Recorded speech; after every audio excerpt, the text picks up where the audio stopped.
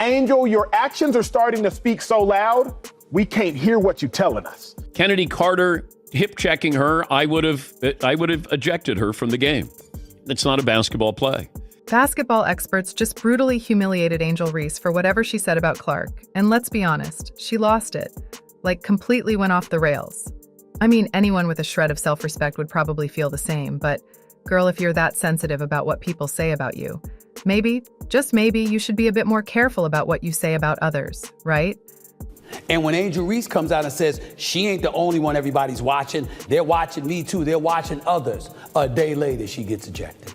But oh wait, we're talking about Angel Reese here, the so-called baddie who's more invested in grabbing fame and cash than grinding it out with hard work and resilience. The experts have totally picked up on that, and now that they've got her in their crosshairs, there's no way she's escaping out of this one. Because what you told us, if we go back to March 31st, was simple. You said you think people just take it like we hate each other.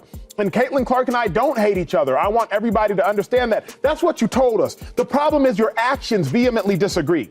Because on June 1st, after Kennedy Carter cheap shots Caitlin Clark, you get up and you celebrate the cheap shot of Caitlin Clark. And if you're looking for receipts, oh, trust me, the basketball experts and analysts have all the proof you need. Well, as we know, Caitlin Clark and Angel Reese both came into the WNBA in 2024 with enough hype to fill a stadium. Everyone had their popcorn ready, expecting these two to be the future of the league. And man, they didn't disappoint. Well, at least one of them didn't. From the moment they hit the court, it wasn't just about the games anymore. It was like watching two completely different basketball philosophies go head-to-head. But one opinion about Angel remains the same for everyone, as Patrick said. The WNBA just doesn't like Caitlin Clark. They're all envious of her, everything that she gets. Like, I understand, there's all these storylines here. On one side, you had Caitlin Clark, who plays like she's the main character in every game, commanding the court with this aggressive, explosive style that just screams control itself. Then you've got Angel Reese, tough, resilient, and a defensive powerhouse who's more about shutting you down than lighting up the scoreboard. I'm a dog. You can't teach that. I'm going to go out and do whatever it takes to win, and every single night, my teammates rely on my energy. So being able to continue the energy, even if we're down, even if we're up, that's what I do. Now, when we talk about Rookie of the Year, nobody's handing out participation trophies. It's all about performance. And here's where Caitlin Clark just decided to flex on everyone. Every game, every quarter, every time she touched the ball, boom, magic. She's not just putting up points. She's basically giving a masterclass on how to run the game. Scoring, check. Assists, double check. Controlling the entire pace of the game, triple check. The analysts couldn't stop talking about her, and the fans were obsessed. Clark and her playmaking was so good, it made you wonder if the Rookie of the Year award should just be renamed after her. Because Angel is busy doing fouls, as Emmanuel Acho said. But if you've only played 540 minutes of basketball, and of those 540, 74 have been against Caitlin, you only got 2 flagrants, and they happen to be against Caitlin, I don't think it's coincidence. I think there might be causation and for sure correlation. Meanwhile, Angel Reese was out there grinding, no doubt about that. Her defensive skills? Solid. Rebounds? Oh, she was snagging those left and right, pulling down double digits like it was nothing. But sadly, no matter how many rebounds Reese grabbed, it was Clark's name that kept popping up on social media, in interviews, on TV, everywhere. Reese might have been putting in the work, but Clark, she was putting on a show and no one could look away. And that, my friends, is when things started to get interesting.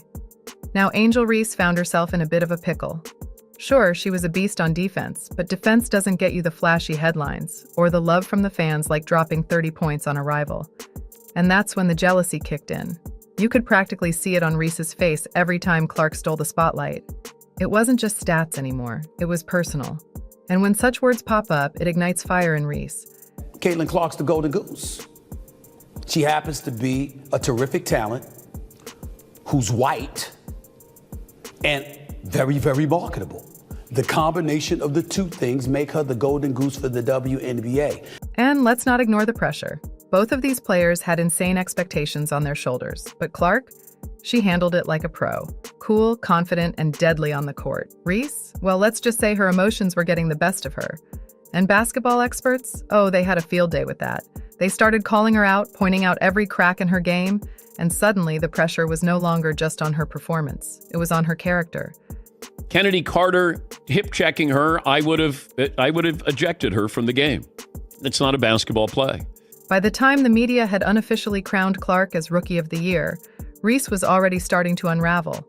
Clark was everywhere: offense, defense, leadership, you name it. Meanwhile, Reese was spiraling. You could see it in her interviews, in her body language on the court. The comparisons were eating her alive, and the jealousy was no longer something she could hide. It was written all over her face, and basketball fans, they noticed. But she had, 17 points, 13 assists. She's doing a great job of distributing the basketball. And neither team is not lighting it up, Monica. You know what I'm saying? It'd be a lot easier to define one or the other. Seriously, at just 22, Clark is not just scoring points. She's out there making the entire league look like her personal highlight reel. With a cool 17.1 points per game, she's lighting up the scoreboard, but hold up, it's the 8.2 assists per game that really have people talking. Most high scorers are all about getting their own, but not Clark. She's got this insane court vision, timing that's freakishly perfect. And her passes? Chef's kiss. It's the kind of stuff that leaves even veteran players shaking their heads. And hey, her numbers don't just stop at the basic stuff. Dive into her stats and it's like opening a treasure chest. She's already racked up 445 points. Yeah, let that sink in, and 213 assists. But these aren't just your regular assists. These are the kind that flip the game upside down. Clark's out here running the show, controlling every single possession with this weirdly calm confidence that makes you forget she's a rookie. And oh yeah, she's grabbed 151 rebounds, just casually reminding everyone that she's a beast on both ends of the court. But people are kind of using Caitlin Clark for their agenda. And that's the unfortunate part of it. And honestly, you should believe that Clark thrives under pressure. Most rookies would crack, but not her. When her team, the Indiana Fever, needs her the most, she's right there delivering clutch performances like it's no big deal. Need a crucial shot? She's got it. Defense collapsing on her? No worries, she'll just dish it out to the open teammate. Her basketball IQ is through the roof. Defenders can't figure her out because if you try to stop her scoring, she'll break you down with her passing. Now let's be real for a second. These stats, they should be the kind that make anyone break out in a cold sweat, right? But nope. It's all about how you handle someone else's success. Some people clap for others, cheer them on. And then there's Angel Reese, who's out here burning up inside, fueled by one thing: jealousy. Although whether it's jealousy, envy, resentment, it's all justifiable because there were people that were pounding the pavement and going through so much to help elevate the WNBA's profile long before Caitlin Clark ever came along, and yet were denied that level of recognition. Yeah, Reese has solid numbers. 13.5 points per game and a beastly 11.9 rebounds per game. Impressive? Sure, but guess what? Even those stats aren't enough to cast a shadow over Caitlin Clark's spotlight. And oh boy, has that been tough for Reese to swallow. She's trying her best to keep up, but the gap between them just keeps getting wider, and it's got Reese visibly simmering. And recently, when Reese shoved Clark and got a flagrant foul one, Ginu Auriemma said this without hesitating. I think she's handling great. I think she talks a lot of and she gets a lot of back. So she deserves everything she gets because she gives it as good as she gets it. She's just not built for the physicality of this league. Yeah, and she's not quick enough to get away from the physicality. And as we can see, it all plays out in post-game interviews. Reese can hardly hide her frustration anymore. She's trying to play it cool, but every time she talks about the Rookie of the Year race, it's like you can hear the jealousy seeping through her thinly veiled responses. Now, basketball experts aren't exactly being gentle with Reese these days, because she's been losing her cool during games, and people like Stephen A. Smith have jumped on it, pointing out that Reese's inability to stay chill is hurting her game. Caitlin Clark is already committed to $28 million in endorsement deals, at least. Look at the wave that she's created.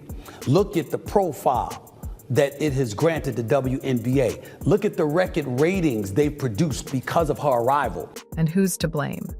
Well, Clark's success has clearly gotten under Reese's skin, and she's not handling it well. And it's not just Indiana that's feeling the Clark effect. Teams all over the league are scrambling to handle the demand when Clark rolls into town. Take the Las Vegas Aces, for example.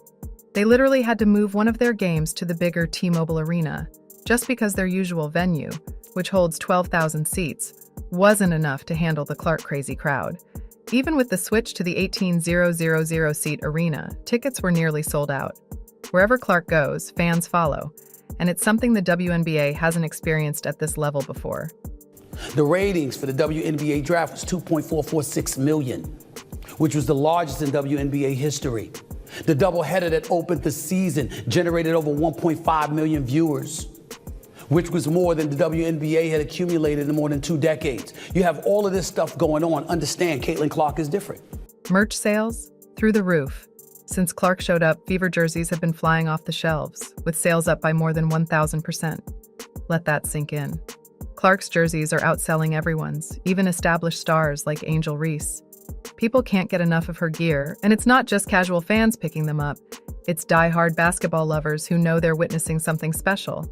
Clark's becoming the face of the WNBA, and her impact on merchandise sales proves it. Honestly, that's exactly what Angel just can't handle.